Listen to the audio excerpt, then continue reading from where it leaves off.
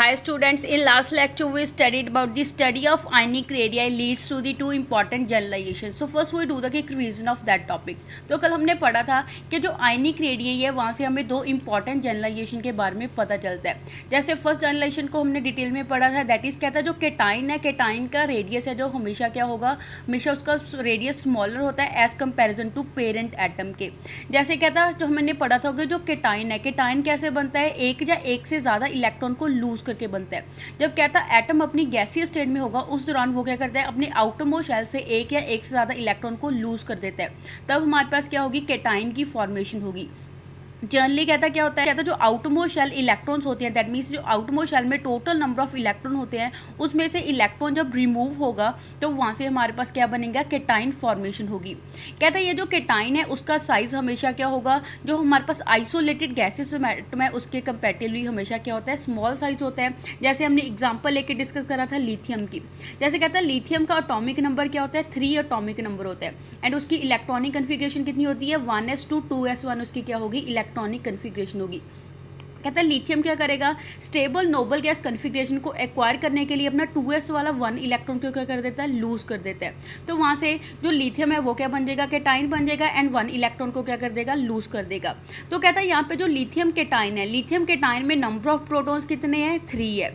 But उसमें number of electron क्या हो गया, एक इलेक्ट्रॉन लूज करने की वजह से उसमें नंबर ऑफ इलेक्ट्रॉन कितने रह गए हैं, 2 इलेक्ट्रॉन रह गए हैं. तो एज ए रिजल्ट हमारे पास नंबर ऑफ प्रोटॉन्स ज़्यादा है, नंबर ऑफ इलेक्ट्रॉन्स कम है. तो यहाँ पे क्या होगा कि जो न्यूक्लियर चार्ज का इफेक्ट है पर इलेक्ट्रॉन क्या हो जाता है, इंक्रीज हो जाता है. एज ए रिजल्ट उसमें जो फोर्स ऑफ अट्रैक्शन है वो भी क्या हो जाएगी, इंक्रीज हो जाएगी. जब कहता जो न्यूक्लियर चार्ज है इलेक्ट्रॉन को अपनी तरफ को स्ट्रांगली अट्रैक्ट करेगा. तो इलेक्ट्रॉन किस में प्रेजेंट होते हैं, ऑर्बिट में प्रेजेंट होते हैं. तो ऑर्बिटर भी अंदर की तरफ को क्या होगा, अट्रैक्ट होगा. एज ए रिजल्ट जो केटाइन है उसका साइज क्या होगा, पेरेंट एटम के कंपैरेटिवली उसका साइज क्या होगा, स्मॉल होगा. जैसे जो लिथियम का पेरेंट एटम है उसका एटॉमिक साइज कितना होता है, 157 पिकोमीटर होता है. जबकि कहते हैं जो लिथियम केटाइन है उसका साइज कितना होता है, सिर्फ 58 पिकोमीटर का होता है. तो यहाँ से हमें क्या पता चलता है कि जो केटाइन है, केटाइन का साइज हमारे पास क्या आया है, पेरेंट एटम के कंपैरेटिवली स्मॉल साइज आया है. ऐसे ही नेक्स्ट हमने पढ़ा था the negative ion, that is negative ion कौन सा होता है, हमारे पास एनाइन होता है. कहता है जो एनाइन है, एनाइन का साइज हमेशा क्या होगा, पेरेंट एटम के कंपैरेटिवली एनाइन का साइज हमेशा क्या आता है, लार्ज साइज आता है. जैसे कहते हैं जो नेगेटिव आयंस है, एनाइन कैसे बनता है, जब क्या करता है आउटरमोस्ट शेल में एक या एक से ज़्यादा इलेक्ट्रॉन को क्या करेगा, गेन करेगा. उस दौरान उसमें क्या होगी, एनाइन की फॉर्मेशन होगी. कहता एनाइन की फॉर्मेशन में क्या होगा, जो मैग्नीट्यूड है न्यूक्लियर चार्ज का वो क्या रहता है, सेम होता है. बट नंबर ऑफ इलेक्ट्रॉन क्या हो जाते हैं, इंक्रीज हो जाते हैं. जैसे हमने क्लोरीन की एग्जांपल लेके एक्सप्लेन करा था. कहता जो क्लोरीन एटम है, क्लोरीन एटम का एटॉमिक नंबर कितना होता है, 17 एटॉमिक नंबर होता है. दैट मीन्स उसमें नंबर ऑफ प्रोटॉन है वो भी कितने होंगे, 17 होंगे एंड उसमें इलेक्ट्रॉन है वो भी कितने होते हैं, 17 होते हैं. दैट मीन्स उसमें जो न्यूक्लियर चार्ज है एंड इलेक्ट्रॉन दोनों के हैं सेम है. दैट इज पॉजिटिव चार्ज भी 17 है एंड नेगेटिव चार्ज भी क्या है, 17 प्रेजेंट है. ऐसे कहता है अब क्लोरीन है, क्लोरीन स्टेबल होने के लिए क्या करेगा, 1 इलेक्ट्रॉन को गेन करेगा. वो क्या बना देगा, क्लोराइड एनाइन बनाएगा. कहते हैं हमारे पास क्लोराइड एनाइन है, जो एनाइन में क्या होगा, जो न्यूक्लियर चार्ज है वो क्या रहेगा, सेम रहेगा. वो कितना रहता है, 17 रहता है. बट नंबर ऑफ इलेक्ट्रॉन क्या हो जाते हैं, इंक्रीज हो जाते हैं. एक इलेक्ट्रॉन गेन करने से अब उसमें नंबर ऑफ इलेक्ट्रॉन कितने हो गए हैं, 18 इलेक्ट्रॉन हो गया है. जिसके कारण इलेक्ट्रॉन की अमाउंट ज़्यादा है बट न्यूक्लियर चार्ज है वो क्या है, कम है. तो वहाँ से हमें क्या पता चलता है कि जो न्यूक्लियर चार्ज का इफेक्ट है वो पर इलेक्ट्रॉन क्या हो जाता है, डिक्रीज हो जाता है. जैसे कहते हैं जो इफेक्टिव न्यूक्लियर चार्ज है पर इलेक्ट्रॉन क्या हो जाएगा, रिड्यूस हो जाएगा. तो उस वजह से जो इलेक्ट्रॉन क्लाउड है वो क्या होगा, न्यूक्लियस की तरफ को कम अट्रैक्टेड होता है. एज ए रिजल्ट जो न्यूक्लियस की जो अट्रैक्शन है वो इलेक्ट्रॉन के साथ कम होगी. तो वहाँ पे क्या होगा, जो एनाइन है, एनाइन का साइज क्या आएगा, बड़ा आएगा पेरेंट एटम के कंपैरेटिवली. नेक्स्ट हमने पढ़ा था variation of ionic radii in A group. कि जो आयनिक रेडियाई है वो ग्रुप के अंदर कैसे वेरी करता है. जैसे कहता है ग्रुप में हम कैसे मूव करते हैं, ऊपर से नीचे की तरफ को मूव करते हैं.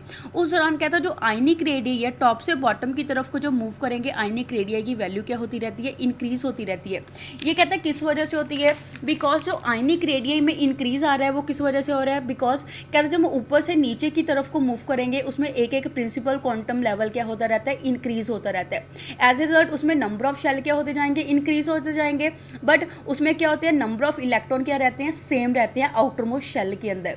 जिस वजह से कहता उसमें क्या होती है, जो साइज़ है, जो न्यूक्लियर चार्ज है एंड इलेक्ट्रॉन के बीच में डिस्टेंस इंक्रीज होता रहता है। एज अ रिजल्ट जो आयनिक रेडियई है उसकी वैल्यू भी क्या होती जाएगी, इंक्रीज होती जाएगी। जैसे हमने टेबल से करा था कि जो हमारे पास जो सभी एलिमेंट है, जो किसके ग्रुप 1 के एलिमेंट यहाँ पे शो करे हैं, सभी ने क्या करा है, स्टेबल होने के लिए एक एक इलेक्ट्रॉन को क्या करा है, लूज करा है। तो यहाँ पे इनका जो रेडियस है उसकी वैल्यू क्या होती जा रही है, ऊपर से नीचे की तरफ को जब हम मूव करेंगे ग्रुप में, सभी की आयनिक रेडियई की वैल्यू क्या हो रही है, इंक्रीज हो रही है, बिकॉज उसमें एक एक शेल है वो क्या हो रहा है, इंक्रीज हो रहा है।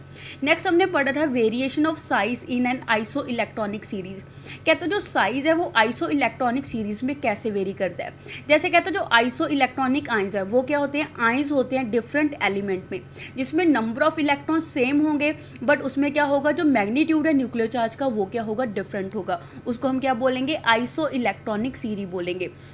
जैसे हमने एग्जांपल लेके एक्सप्लेन करा था कि जो नाइट्रोजन 3 नेगेटिव है, ऑक्सीजन 2 नेगेटिव है, फ्लोरीन नेगेटिव है, sodium positive, magnesium 2 positive and aluminium 3 positive. इन सभी ने क्या करा है, जो फर्स्ट 3 एलिमेंट है that is nitrogen, oxygen, fluorine, इन्होंने स्टेबल होने के लिए क्या करा है, इलेक्ट्रॉन को गेन करा है। ऐसे कहते हैं जो सोडियम, मैग्नीशियम, एल्यूमिनियम है, इन्होंने स्टेबल होने के लिए इलेक्ट्रॉन को क्या करा है, लूज करा है। कहते हैं ये सभी क्या करते हैं, इलेक्ट्रॉन को लूज या गेन करके सभी में नंबर ऑफ इलेक्ट्रॉन क्या आ रहे हैं, सेम आ रहे हैं, जिस वजह से उनको हम क्या बोलेंगे, आइसो इलेक्ट्रॉनिक बोलेंगे। Iso means same, electronic means electronic configuration same, सभी में नंबर ऑफ इलेक्ट्रॉन क्या होते हैं, सेम इलेक्ट्रॉन होते हैं।